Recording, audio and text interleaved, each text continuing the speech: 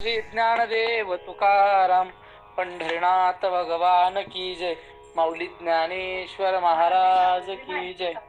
श्रीमंत श्री जगद्गुरु तुकाराम महाराज की जय. सद्गुरु जोग महाराज की जय.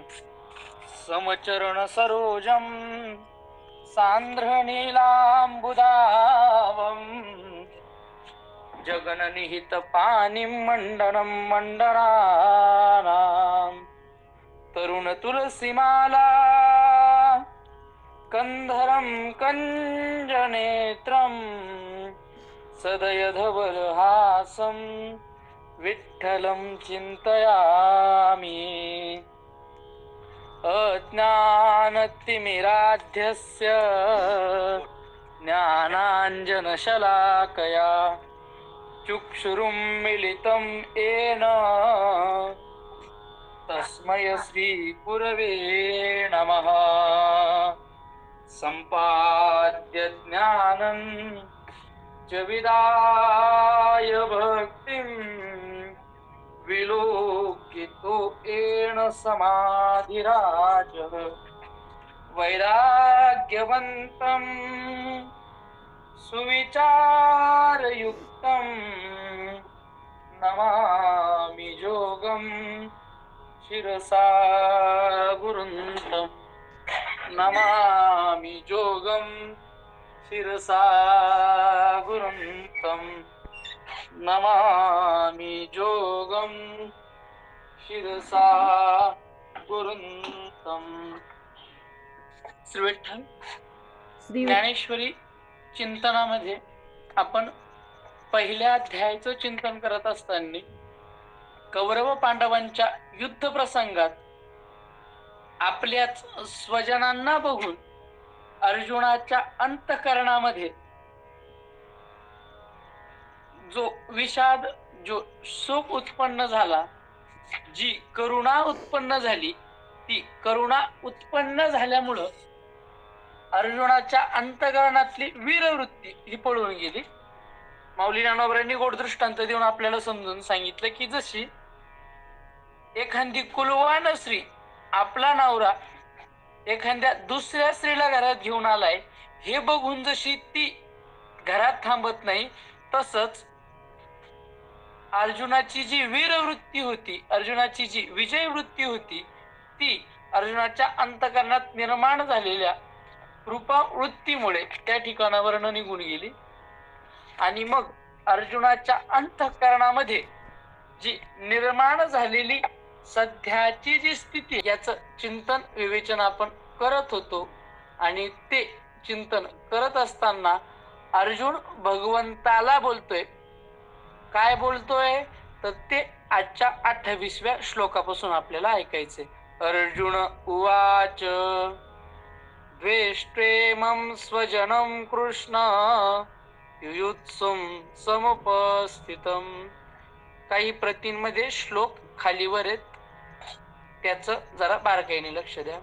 सीदन्ति मम गात्राणि मुखञ्च परिशुष्यति वेपथुश्च शरीरे मे रोमहर्षश्च जायते गाण्डीवं संसृते हस्तात् त्वक्चैव परिदह्यते न च शक्नोम्यवस्थातुं ब्रवति मच मे मनः.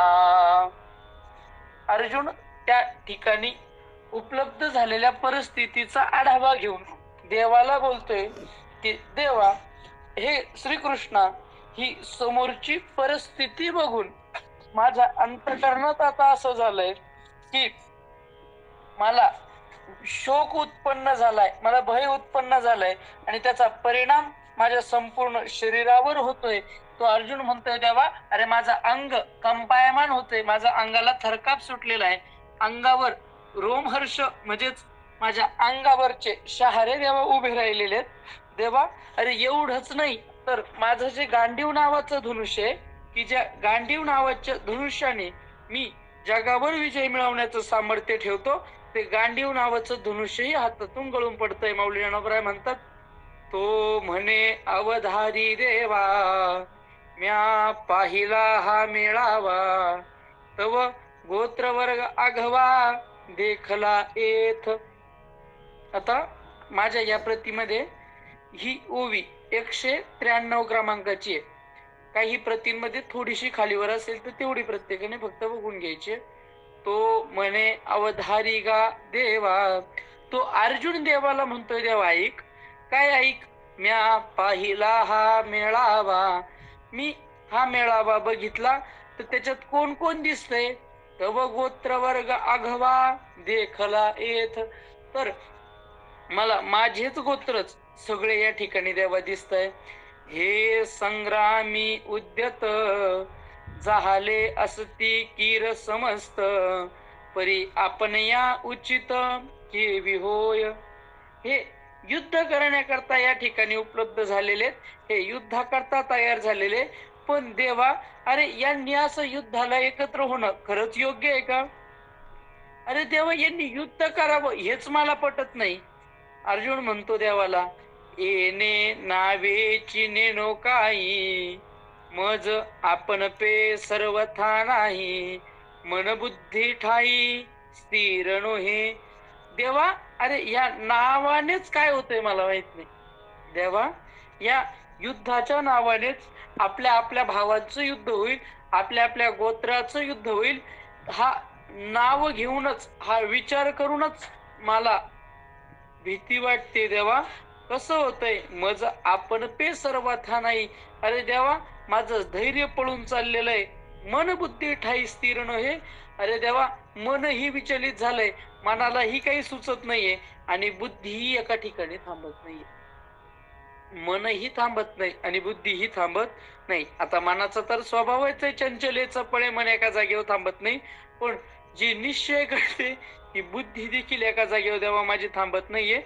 मन बुद्धी ठाई स्थिर नव्हे, मन आणि बुद्धी स्थिर राहत नाही. का तर कौरवांशी म्हणजेच माझ्याच भावंडांशी मला युद्ध करावं लागेल या विचाराने, आणि त्याचा परिणाम देवा माझ्या देहावर झालाय. कसा झालेला आहे तर अर्जुन म्हणतो, देखे देह कापत, तोंड असे कोरडे होत, विकलता उपजत गात्रांशी, देखे देह कापत. अर्जुन म्हणतोय देवा बघ, तुझ्या समोर मी उभा आहे, माझा देह हा कापतोय, माझ्या अंगाला कंप सुटलेला आहे. आता आपल्याला ही परिस्थिती प्रत्येकाला माहिती की देह कापणं म्हणजे अंगाला. श्री विठ्ठल कोणाचा तरी माईक चालू राहिलेला आहे, कृपा करून तेवढं बंद करावं. केला बंद. देखे देह कापत, तोंड असे कोरडे होत, विकलता उपरत गात्रासी. देवा बघ माझ्या अंगाचा थरकाप होतोय. थरकाप कधी होतो तर माणसाला ज्यावेळेस अतिभीती वाटते त्यावेळेस. आपल्या सर्वांना अनुभव आहे, अचानक कुठंतरी चाललो आणि गाडीवर आपण असताना समोरची गाडी अचानक अंगावर येता येता वाचली बाजूला गेली तरी देखील अंगाला थरकाप सुटतो. किंवा आपल्या डोळ्या देखत जर रक्त सांडलेलं जवळच्या माणसाचं बघितलं तर अंगाला थरकाप सुटतो. किंवा न घडावी अशी घटना जर अचानक घडली तर अंगाला थरकाप सुटतो. अर्जुन म्हणतो देवा देखे देह कापत, अरे माझा देह हा कापायला लागलेला आहे, तोंड असे कोरडे होत, देवा माझ्या तोंडाला कोरड पडली. हे सगळी भीती वाटण्याचे लक्षण आहे. तोंड कोरडं कधी पडतं ज्यावेळेस भीती वाटते त्यावेळेस. विकलता उपजत गात्राशी, अरे मी युद्धाकरता स्फूर्तीनं आलतो देवा, पण विकलता म्हणजे अशक्तपणा, व्याकुळपणा, गात्र म्हणजे माझे अवयव, सर्व अवयवांमध्ये माझ्या देवा अशक्तपणा आलेला आहे. कसं झालं देवा, सर्वांगा कंटाळा आला, अति संताप उपनला, तेथ वेबळ हात गेला गांडीवाचा. सर्वांगा कंटाळा आला. अर्जुन म्हणतो देवा संपूर्ण अंगावर माझ्या रोमांच आले. सर्वांगा कंटाळा आला. कंटाळा आला म्हणजे आपण म्हणतो लई काटाळा आला, तसा काटाळा नाही, तर सर्वांगा कंटाळा आला म्हणजे देवा माझ्या अंगावर जेवढे काही रोम आहेत देवा तेवढे रोमांचित झालेले माझ्या अंगावर काटा उभा राहिला.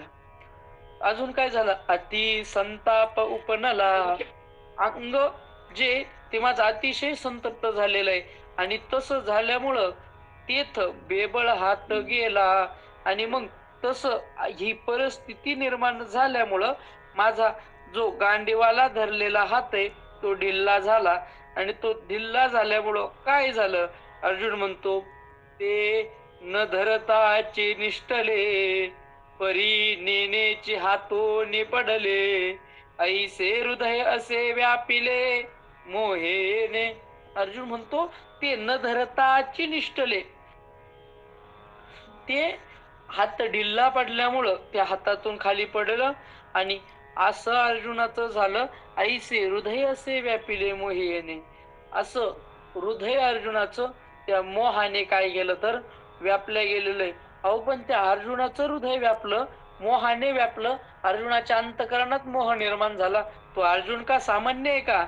माऊली म्हणतात त्या अर्जुनाचं अंतकरण कसं आहे, माऊलींनी गोड वर्णन केलंय. माऊली म्हणतात, जे वज्रापासून कठीण, दुर्भर अति दारुण, तयाहुनी असाधारण, हे स्नेह नवल. जे वज्रापासून कठीण, जे काय तर वज्रापेक्षा कठीण आहे. आता वज्र काय आहे तर भगवान इंद्रदेवतेच्या हातात जे शस्त्र आहे त्या शस्त्राचं नाव वज्र आहे. ते वज्र कसं निर्माण झालं तर एक वेळेचा प्रसंग,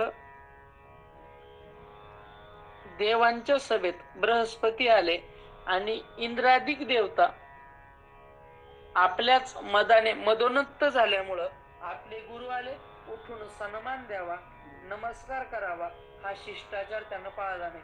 आपल्या सनातन संस्कृतीचा नियम आहे. मोठं कोणीही आलं तरी त्याला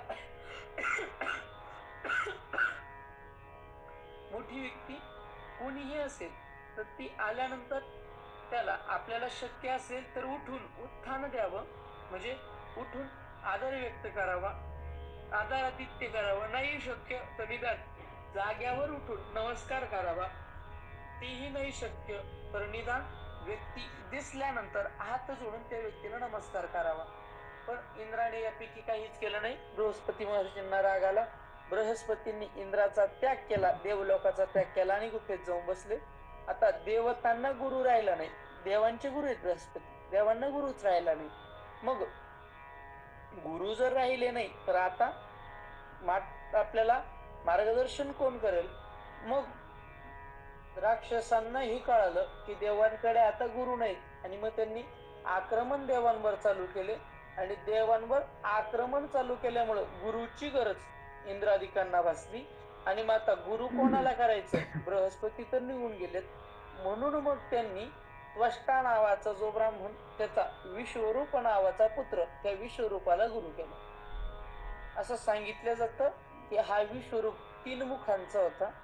आणि मग त्यानं विश्वरूपानं इंद्रादिक देवांना नारायण कवचाचा उपदेश केला आणि देवांचं रक्षण केलं.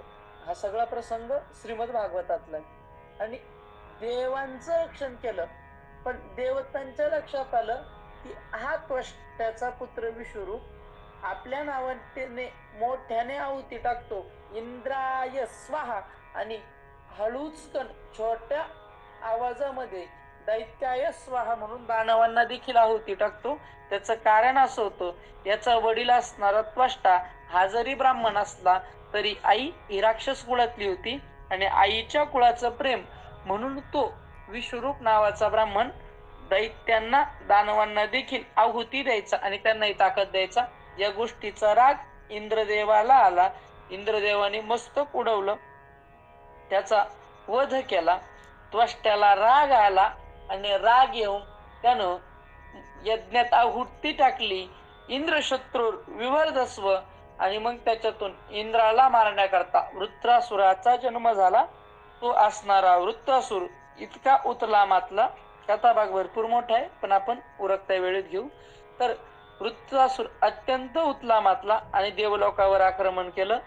देवांचं कोणतंच शस्त्र आणि कोणतंच अस्त्र त्या वृत्रासुरासमोर काम करत नाही. आणि अशा परिस्थितीत देवांना लक्षात आलं की आता उपाययोजना केली नाही तर देवलोकाचं राज्य आपल्या हातातून जाईल.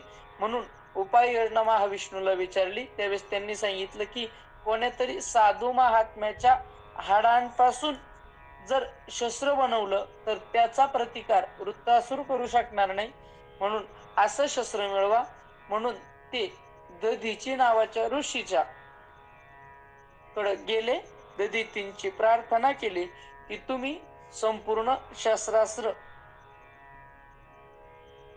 एका कथेनुसार असं सांगितलं जातं की त्यांनी त्या शस्त्रास्त्रांचं प्राशन केलंय, तर तुमच्या हाडांमध्ये त्या शस्त्रास्त्रांची ताकद आहे, म्हणून तुम्ही आम्हाला तुमचे हाड द्या.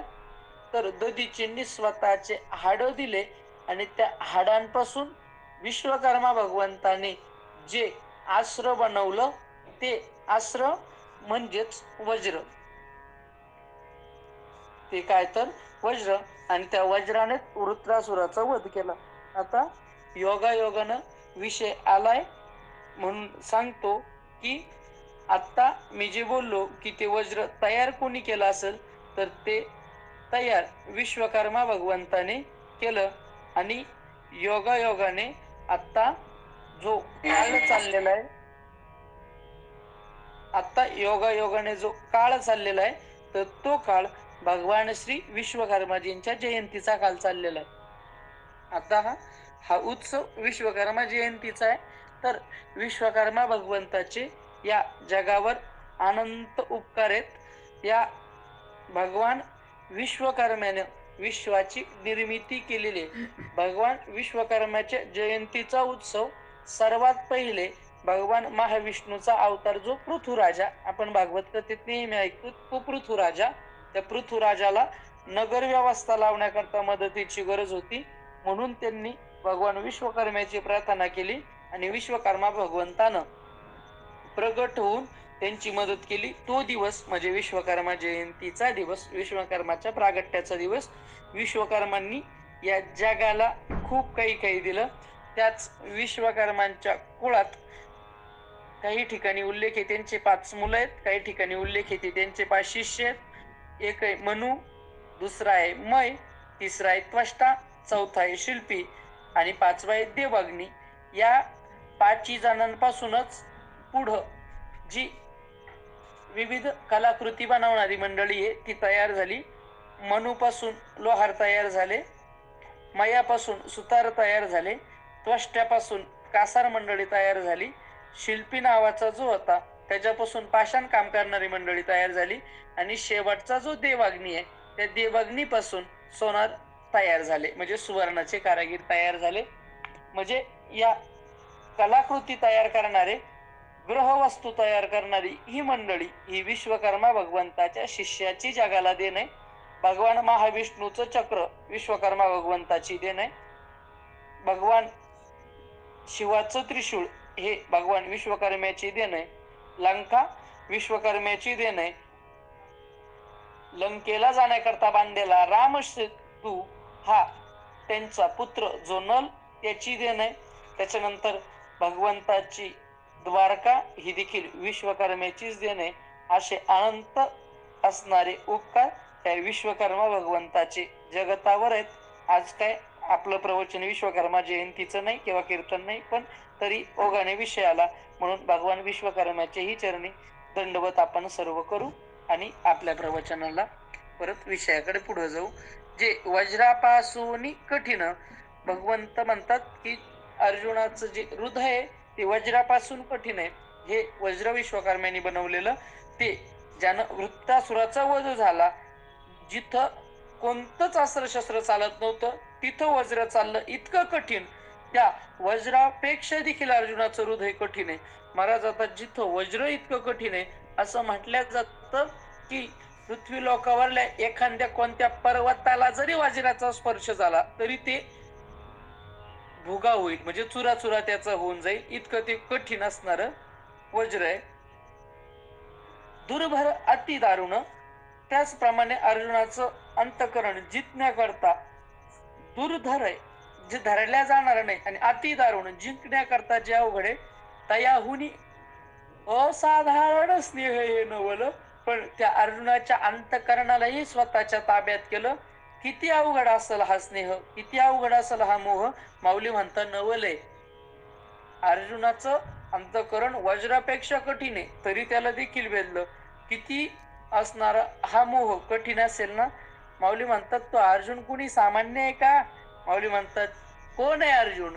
जेने संग्रामी हरू जिंकिला, निवांत कवचाचा ठाऊ फेडिला, तो अर्जुन मोहे कवळीला क्षणा माझी. माऊली म्हणतात की ज्या अर्जुनाबद्दल मी बोलतोय तो अर्जुन कोणी सामान्य असं नाही. तो अर्जुन कोण आहे? तर जेने संग्रामी हर जिंकिला. शब्दशः अर्थ जर घेतला तर ज्याने संग्रामामध्ये हर म्हणजे भगवान शंकराला जिंकलेलं आहे. आता भगवान शंकराचं आणि अर्जुनाचं युद्ध का झालं? अर्जुनाला भगवान शिवाशी का लढला? तर महाराज विषय असा आहे की अर्जुन वनात असताना, आता महाभारतीय युद्ध होणार, आपले भाऊ आपल्याला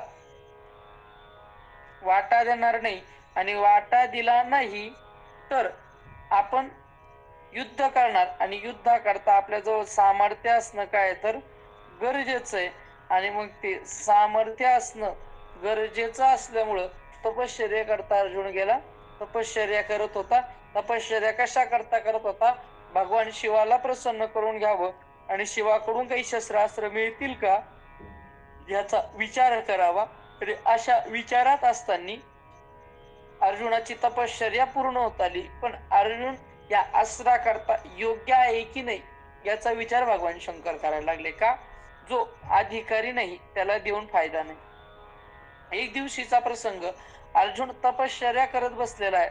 अर्जुन तपाला बसलेला आहे आणि अर्जुन त्या तपाच्या अवस्थेत असताना, अर्जुन तप करत असताना अचानक एका रानडुकराच्या सुळसुळाटीचा आवाज आला आणि मग त्या रानडुकरापासून बाकीच्यांना वाचवण्याकरता अर्जुनाने धनुष्य आणि तुनीर उचललं, म्हणजे आपले धनुष्यबाण सोबत घेतले आणि त्या रानडुकराच्या माग अर्जुन पळायला लागला.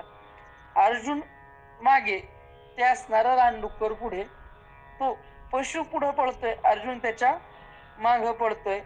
आणि मग असे ते माग पुढं पळत असताना मग अर्जुनाने एक बाण सोडला आणि बाण सुई सुई सुई सुई करत त्या असणाऱ्या रानडुकराच्या शरीरात जाऊन घुसला आणि जाग्यावर काय झाला तर तो गतप्राण झाला.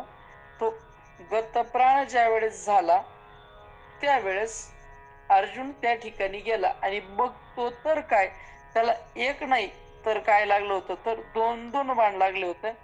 आणि ज्या वेळेस अर्जुन तिथं गेला त्याच वेळेस एक पारधी त्या ठिकाणी आला आणि त्या पारध्याने सांगितलं हा बाण माझा आहे आणि मी त्याला मारलेलं आहे. त्याने सांगितलं माझं असणार हे डुक्कर आहे. अर्जुनाने सांगितलं ते डुक्कर तुला न्यायचं तर नाही, पण माझ्या बाणाने ती मेलं हे मान्य कर. त्या असणाऱ्या पारध्याने सांगितलं नाही अर्जुना, तू कोण आहे मी तुला ओळखत नाही, तू हे डुक्कर न्यायचं तर नाही पण मी मारलंय हे मान्य कर. दोघही एकमेकाला असं बोलायला लागले आणि मग बोलायला लागल्यानंतर ठरलं कोण आहे म्हणे तू. त्याने सांगितलं मी कोण आहे हे मी शब्दाने सांगत नाही, युद्ध कर.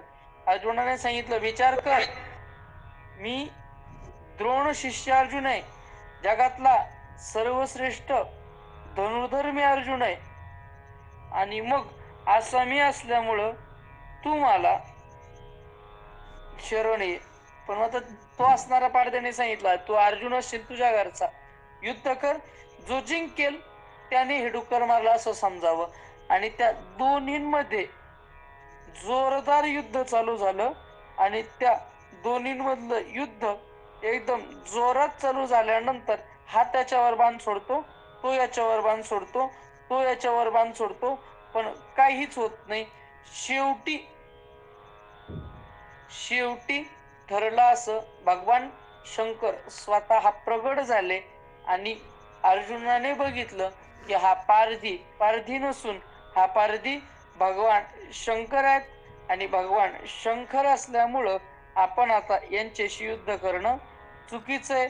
म्हणून मग त्याने भगवंताला शरण गेला. पण भगवंताने सांगितलं की बाळा, अरे तू माझ्या समोर एवढ्या वेळ युद्ध केलं आणि माझ्या समोर एवढ्या वेळ युद्ध केलेलं असल्यामुळं मी तुला विजयी घोषित करतो आणि बक्षीस स्वरूपामध्ये मी तुला आता पाशुपत नावाचं अस्त्र देतो. भगवंतानी स्वतः अर्जुनाला बक्षीस म्हणून पाशुपत नावाचं अस्त्र दिलं. म्हणून माऊली म्हणतात, जेने संग्रामी हर जिंकला, भगवंताचा अंतकरण त्यानं युद्धात जिंकून घेतलं, असा अर्जुन आहे. निवांत कवचाचा ठाव फेडीला. आता निवांत कवच, काही ठिकाणी निवात कवच आणि काही ठिकाणी यांनाच निवाट कवच म्हणलेलं आहे.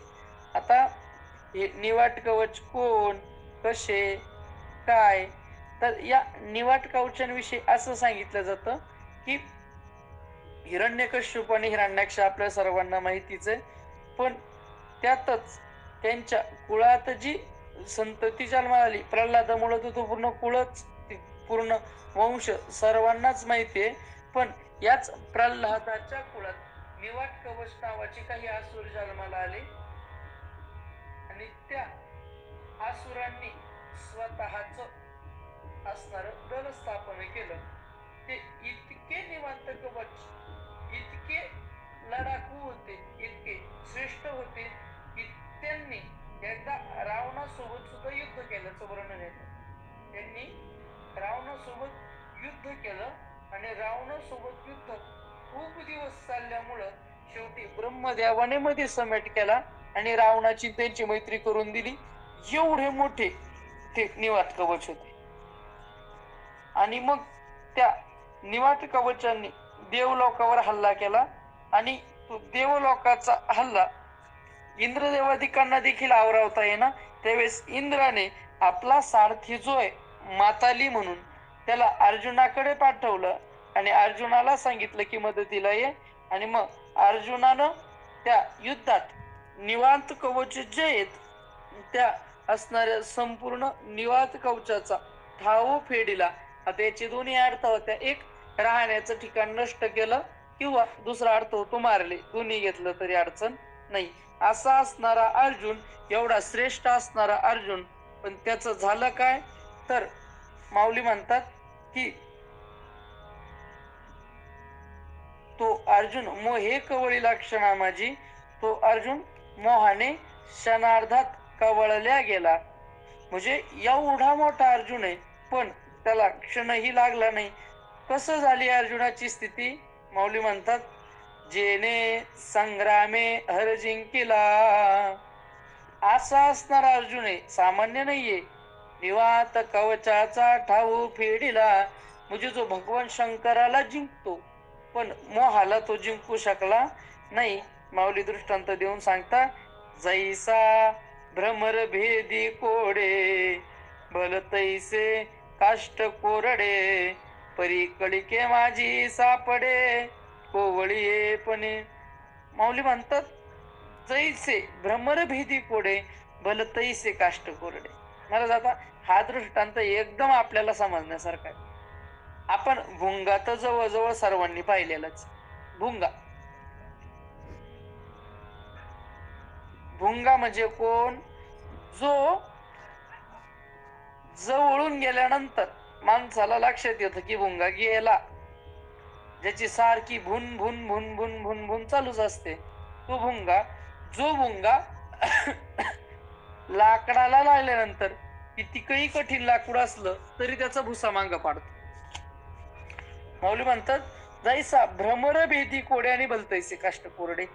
कोरडं झालेलं, वाळलेलं, टणक असणार कडक लाकूड कसही असू द्या, ते कसही असणार लाकूड तो भ्रमर फोडून काढतो. पण त्या भ्रमराला एका गोष्टीचा छंद आहे, एका गोष्टीची आसक्ती आहे. आणि ती आसक्ती म्हणजे काय असेल, तर त्याला गंधाची आसक्ती, म्हणजे त्याला सुंदर वास आवडतो आणि त्या वासाच्या शोधात तो या फुलावरून त्या फुलावर जाऊन बसतो. दिवसभर फिरून फिरून थकलेला तो संध्याकाळच्या वेळेस एका कमळाच्या फुलावर जाऊन बसतो आणि कमळाच्या फुलावर जाऊन बसला की कमळ दोन प्रकारचे, एक चंद्र विकासिनी एक सूर्य विकासिनी. सूर्य जोपर्यंत आहे तोपर्यंत फुललेले, सूर्य मावळाला की स्वतःला मिटून घेणारे कमळ आहेत. तर तो फिरत फिरत जातो आणि त्या कमळावर अलगद जाऊन बसतो. संध्याकाळ होते, ते कमळ मिटत. संध्याकाळ झाली, कमळ मिटलं. आता त्याच्या लक्षात येतं की बाबा कमळ मिटायला लागलंय, आपण उठावं आणि निघावं. पण परत वाटतं अरे या गंधाचा आस्वाद थोड्या वेळ घेऊ, जाता येईल जाता येईल जाता येईल जाता येईल म्हणता म्हणता पूर्ण कमळाच्या पाकळ्या बंद होत्या आणि आता तो भ्रमर गुंतून जातो. ते एका भ्रमराचं तसं आहे असं नाही महाराज, आपलं सर्वांच तसं आहे. परमार्थ करा नाही, एकदा शिक्षण झालं का मग मोकळेच आहे, मग काय अडचण नाही. शिक्षण झालं का मग असं वाटतं आता नोकरी, थोडे दिवस नोकरी करू, थोडे दिवस संसार सुईला लावू आणि मग करू नाही, मग लग्न करू, मग परमार्थ करू नाही, करू नंतर. कधी मुलं झाले मग करू नाही, आता मुलांचे लग्न झाले का मग करू, मुलाचे लग्न झाले नाही, आता मुलाच्या लग्नाचा अजून कर्ज बाकी आहे ते फेडलं मग आता मुलाचं झालं, आता नाही आता नातू झालाय, थोडे दिवस नातवाजवळ खेळू मग परमार्थाला लागू नाही, आता नातवाचं लग्न करू आणि मग परमार्थ करू. असं म्हणता म्हणता स्मशानभूमीत जातो आपण, पण तरी देखील परमार्थ करणं होत नाही. तसंच त्याचं होतं. तो म्हणतो आता कमळ मिटायला अजून वेळ आहे, मी थांबतो थोड्या वेळ, अजून कमळ मिटायला वेळ आहे, मी थांबतो थोड्या वेळ, असं म्हणत म्हणत म्हणत कमळ मिट. आता महाराज जो भुंगा भलतैसे काष्ट कोरडे, कोरडा असणार काष्ट देखील भेदतो, त्याला पाकळी भेदणं शक्य आहे का? महाराज सहज तो त्याचं भेदन करून जाऊ शकतं.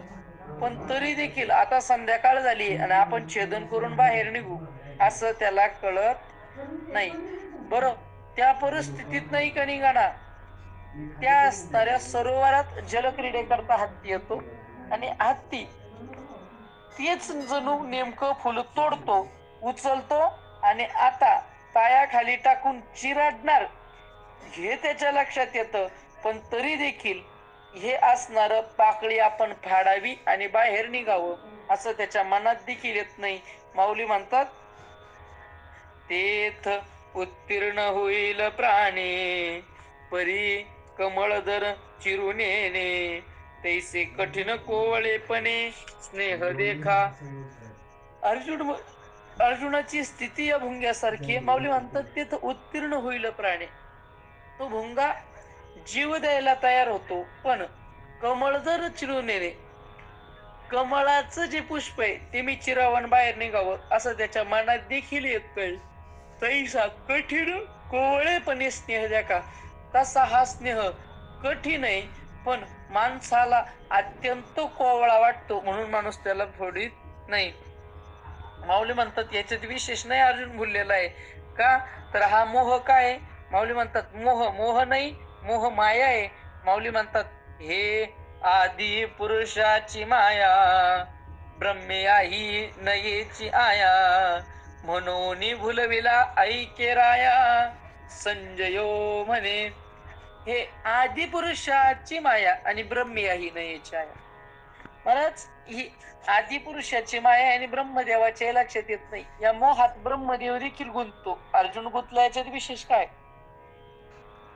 ब्रह्मदेवही गुंततो म्हणजे हो गुंततो मायेत, मोहात. ब्रह्मदेव वेडा झाला कधी? ज्या वेळेस भगवंतानं गोकुळात अवतार घेतला. चरित्र आपल्या सर्वांना माहिती आहे, मी जास्त लांबवणार नाही.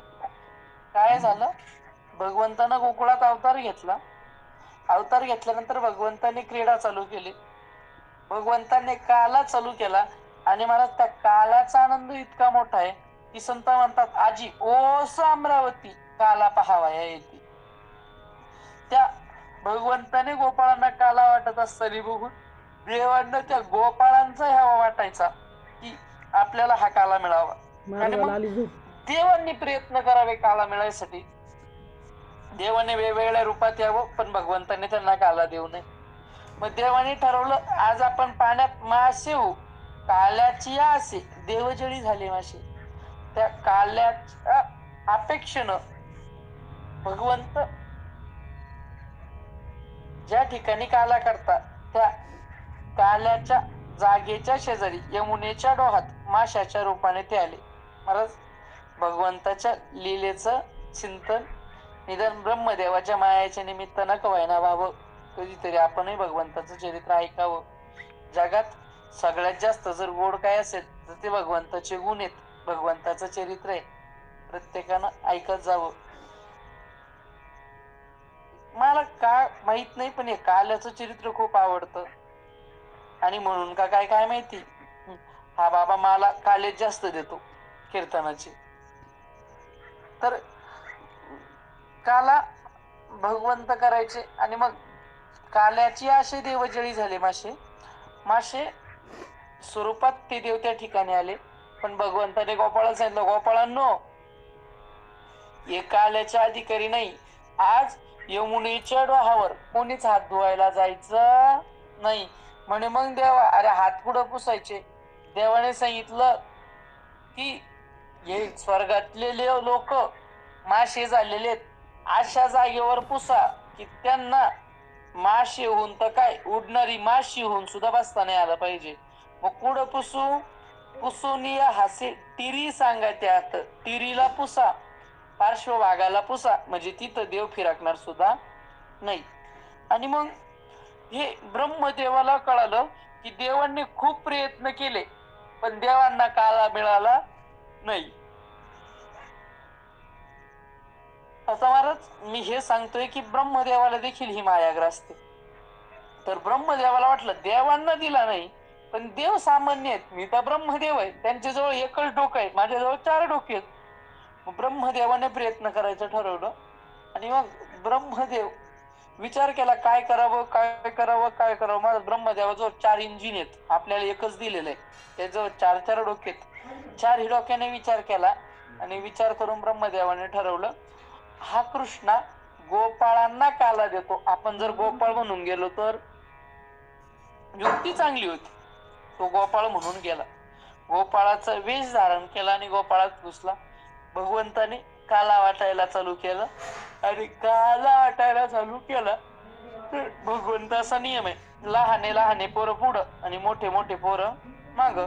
आणि महाराज सगळं चहूबाजूनी पोरं उभे आणि उभे असताना भगवंत काला वाटताय. सगळ्यांच्या हातावर दोनदा दोनदा तीनदा आलं. पंक्ती 30 वाढ आली पण ब्रह्मदेवाच्या पात्रावर मीठ सुद्धा नव्हतं. ब्रह्मदेवाच्या लक्षात आलं यांना आपल्याला ओळखलं. महाराज देवाने त्याला काला का दिला नाही तर ब्रह्मदेव गोपाळा सारखा होऊन आला होता, गोपाळ होऊन नव्हता आला. देव काला गोपाळाला देतो, गोपाळा सारखा वरून जो दिसतो त्याला नाही. आपण सगळे ज्ञानेश्वरी ऐकणारी मंडळी आहे, चिंतनीय मंडळी आहे. आम्ही धोतर घालतो आणि आमच्या गळ्यात 2-4 माळी आहेत म्हणून आम्ही साधू नाही आहेत. संत साधू हा कधीच कपड्यावरून ओळखत जाऊ नका. आम्ही कीर्तन करतो फेटे बांधून फिरतो म्हणजे आम्ही कोणी मोठे संत आहेत असं नाही. हा, आम्ही संतांचे अनुयायी निश्चित आहे, आम्ही साधक बनण्याच्या प्रयत्नात निश्चित आहे, पण आम्ही संत आहे असं नाही. कपड्यावरून कोणीच भक्त आणि कोणीच संत होत नसतो. कधी कधी सुटाबुटातला माणूस देखील भक्त असू शकतो आणि माझ्यासारखा एखादा धोत्रातला देखील राक्षस असू शकतो. ते आपण नाही म्हणू शकत की कोण काय कपड्यावरून नाही सांगते. तर ब्रह्मदेवाचं चुकलंच आहे की तो आतून गोपाळ बनायचा तर वरून गोपाळ बनून आला म्हणून देवाने त्याला काला दिला नाही. पण ब्रह्मदेवानं विचार केला मला ओळखलं अख्ख्या लोकात इज्जत घालविल त्यापेक्षा इथून निघा. पण ब्रह्मदेवाला काल्याची अपेक्षा घरी जाऊ देना आणि अहंकार इकडे येऊ देना, बांधावर ठेवला. घरी जावा तर त्याला वाटायचं मला काला दिला नाही, मला काला दिला नाही, मला काला दिला नाही. मग विचार केला मला काला नाही तर कोणालाच काला, मला काला नाही तर कोणालाच काला नाही. आणि हे लोक अजून पण आहेत बरं का या वृत्तीचे. सप्त्याचे नियोजनात मला घेत नाही का, ठीक आहे, सप्ताच कसा होतो पाहून घेतो. आहेत ना असे सप्त्याच्या नियोजनात मला येत नाही ना, मला विचारलं नाही ना, पाहून घेऊ कसा सप्ताह करते. तर देवाला, ब्रह्मदेवाला देखील हा अहंकार आणि हा मोह झाला, तर मला जिथं ब्रह्मदेवा सारख्याला झाला तर तिथं बाकीच्यांना होणार नाही, असं आहे का? म्हणून भगवंत म्हणतात की ब्रह्मिया ही न येची आया, म्हणून भुलविला ऐके राया संजय म्हणे. असा तो अर्जुन भुलला गेला. मग कसं झालं तर भगवंत होतात अवधारी मग तो अर्जुनू, देखुनी सकळ स्वजुनू, विसरला अभिमानू संग्रामीचा. अवधारी मग तो अर्जुनू, देखुनी सकळ स्वजुनू. ऐका काय झालं म्हणे, तो अर्जुन आहे ना, अर्जुन त्याने सकळ स्वजन बघितले, त्याने सगळे आपले जवळचे बघितले. स्व म्हणजे स्वतःचे आणि जन म्हणजे पाहुणे. जन म्हणजे माणसं, स्वजन म्हणजे पाहुणे घ्या, आप्त घ्या. स्वजन शब्दाचा संबंध फक्त रक्ताशीच असतो असं नाही. आता जेवढे कोणी प्रवचन ऐकताय तुम्ही सगळे माझे स्वजन आहात, म्हणजे आपले माणसं आहात. स्वजन माझे माणसं. अर्जुनाने असे सगळे समोरचे बघितले आणि विसरला अभिमान संग्रामीचा, आणि अभिमान ज्याचा जो अंतःकरणात होता की मी योद्धा आहे, मला युद्ध करायचंय, मला यांना मारायचंय, असा जो अभिमान असावा लागतो. अभिमानाने अहंकार वेगळा. मी भारतीय आहे, मी वारकरी आहे, हा अभिमान आहे, आणि मी पैशावाला आहे, हा अहंकार आहे. नरकाला अहंकार घालतो, नरकाला अहंकार घालतो, अभिमान नाही. अभिमान जर अहंकारात रूपांतर झाला तर निश्चित घालतो. अभिमान स्वाभिमान असावा. अर्जुनाचा जो अभिमान होता, स्वाभिमान होता, संग्राम करण्याचा, युद्ध करण्याचा, तो अर्जुन विसरला. आणि कसं झालं तर कैसी नेनो सदयता, उपणली तेथे चित्ता, मग म्हणे कृष्ण आता नशिजे येथ. कैसी नेनो सदयता, उपणली तेथ चित्ता. माऊली म्हणतात कसं झालं, काय झालं काय माहिती, पण सदयता उपणली, अर्जुनाच्या अंतःकरणात दयाळूपणा निर्माण झाला. आणि मग आता त्या अंतःकरणात अर्जुनाच्या तो दयाळूपणा निर्माण झाल्यामुळं मग म्हणे कृष्ण आता नशिजेत. आणि मग तो अर्जुन कृष्णाला म्हणायला लागला की देवा आता मला इथं थांबू वाटत नाही, मी इथं नसलो तर चांगलं होईल. देवा आता मला इथं थांबू वाटत नाही, आपण आता या ठिकाणी नसावं. का बरं नसावं? माझे अतिशय मन व्याकुळ, होत सेवाच्या बरळ, जेवा धावे हे सकळ, हे नेनावे. माझे अतिशय मन व्याकुळ. अर्जुन म्हणतो देवा माझं मन अतिशय व्याकुळ होत, मनाला स्थिरता लाभत नाही देवा, मन अतिशय व्याकुळ होतंय. होतसे वाचा बरळ, माझ्या वाणीला बोबडी वळते.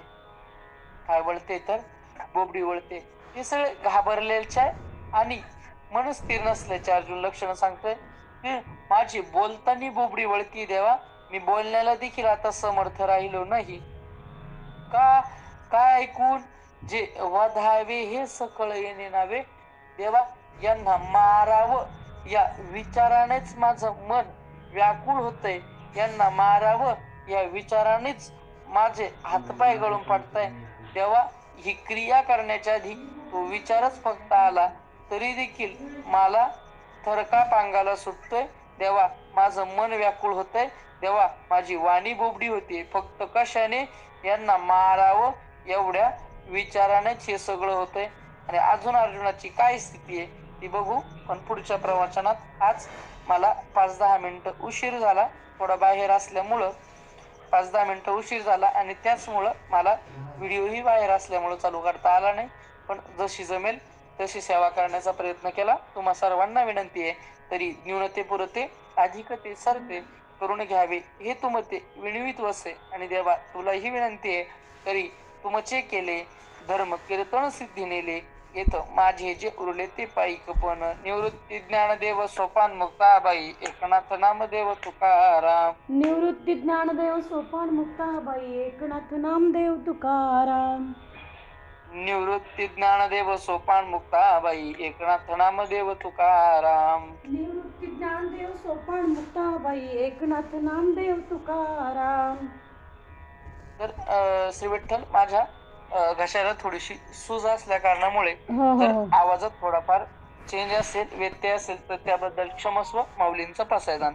आता विश्वात्मके देवे येणे वाग्यज्ञ तो शावे, तो शोणी मज द्यावे पसायदान हे.